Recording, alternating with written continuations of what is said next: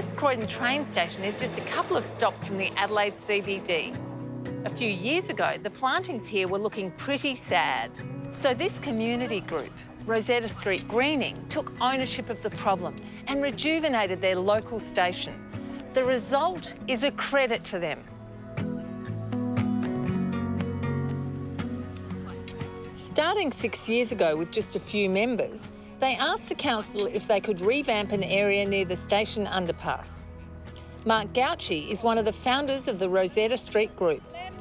And council generously were prepared to provide plants and mulch so that we managed the garden area, but it was left to us to water and maintain these garden beds. And we sent out some 1,500 flyers.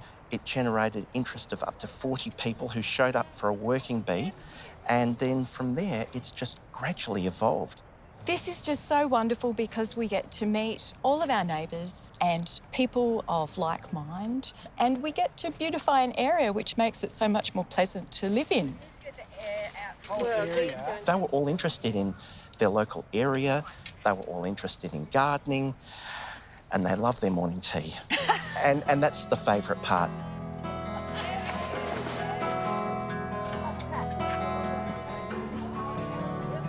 Yeah, community spirit. It just starts off with one person and it grows and grows and grows. Well, Sophie, it makes my heart sing. That's what it does. And I think what it does is it's an exemplary model of how people, individuals who've got great ideas to strengthen their community through social connectedness can get together and do that through gardening. We get people coming past, riding on their bikes and people walking, and everyone usually, oh, we love your garden, it's looking great. Now, Rosetta Street Greening isn't just about plants themselves, is it? No. One of the projects included the artwork that is shown on the Stobie poles up and down Rosetta Street.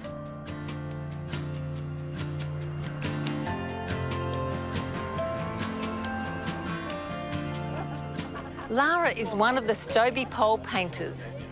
I really love doing it, and I have met quite a lot of the locals, and it's nice to hear them come by and ask about it and then say thank you for doing that, and so it really gives you a lot of satisfaction. The 105-year-old subway, we were fortunate enough to get a state government grant to have the walls of the inside of the subway painted up and look really quite smart. I just love the Rosetta Street Gang's latest project. It's a bee and butterfly corridor which is over 200 metres long and it's still growing. There's all sorts of fabulous plants here, like some natives specifically for native bees. There's goodenias and there's also acacias. There's plants for honeybees, like lavenders, salvias and catmints. And there's nectar-rich plants for butterflies, like buddleias.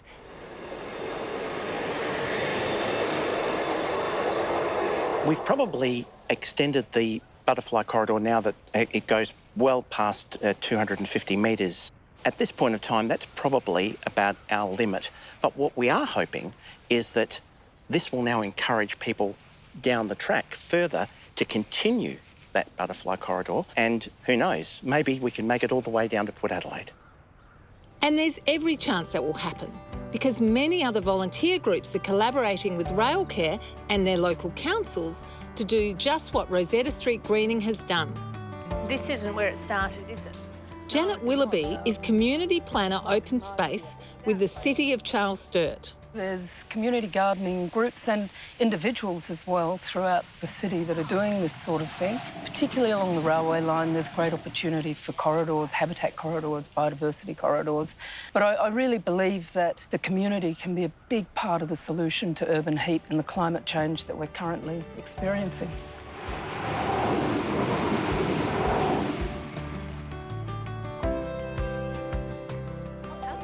If I could share with you a comment from a lovely lady anthropologist, Margaret Mead, who talked about the fact that even within small communities, like-minded people can help change the world. And in a way, that's exactly what we're doing. We're helping change our community for the better.